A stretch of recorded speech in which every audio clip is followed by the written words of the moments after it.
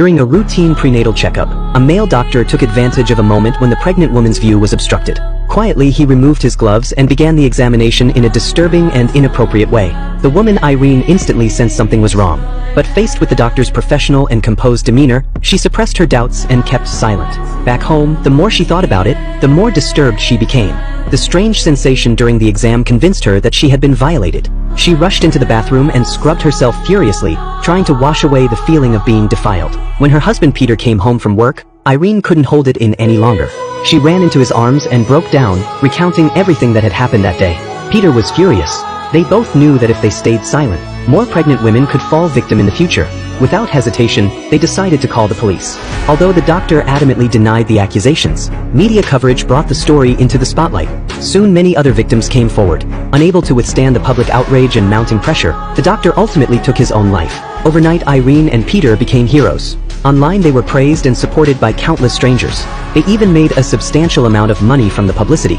Time passed. A few months later, Irene gave birth to a healthy baby girl. While recovering during her postpartum period, she had the idea to build a sunroom garden in the backyard. Peter happily agreed and, wanting to better care for his wife, hired a live-in nanny to help out. But something about the nanny seemed off. She dressed elegantly, moved gracefully, more like a socialite than someone working as a nanny. Noticing Irene's suspicion, the nanny Annie explained that she had recently lost her own child.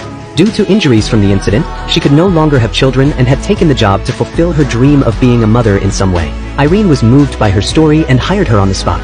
Just then, Peter returned home from work. Irene stood up to greet him, accidentally dropping one of her earrings on the floor. Annie glanced at it but said nothing. Watching the couple interact lovingly, she quietly picked up the earring and slipped it into the baby's mouth. Moments later, she shouted in alarm, pretending to have just found the earring in the baby's mouth. The couple rushed over, horrified by what could have happened, and overwhelmed with gratitude for Annie's attentiveness. Trusting her completely, they handed over full responsibility for the baby's care.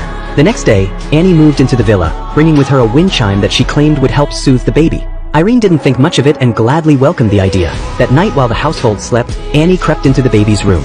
Staring at the child's peaceful face, her expression twisted with rage. Her eyes burned with hatred as she slowly picked up a pillow,